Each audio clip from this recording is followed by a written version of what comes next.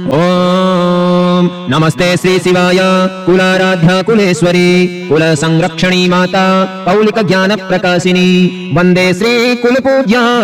वाम कुलांबा कुल रक्षिणी वेद माता जगन्माता लोकमाता हितैषिणी आदिशक्ति समुद्भूता वया हि कुल स्वामिनी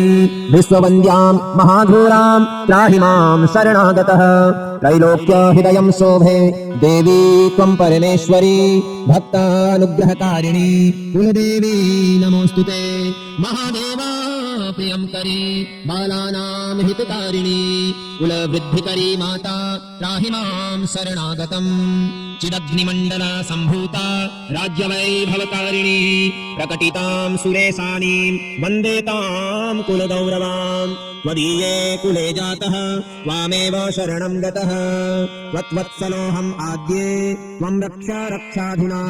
पुत्रं देहि धनं देहि साम्राज्यं प्रदेहि मे सर्वदास्माकं कुले भूयात् मङ्गलानुशासनम् कुलाष्टकमिदं पुण्यं नित्यं यः सुकृतिः पठेत् तस्य वृद्धिकुले जातः प्रसन्ना कुलेश्वरी कुलदेवी स्तोत्रमिदं सुपुण्यं ललितं तथा अर्पयामि भवद्भक्त्या त्राहि मां शिवगेहिनी।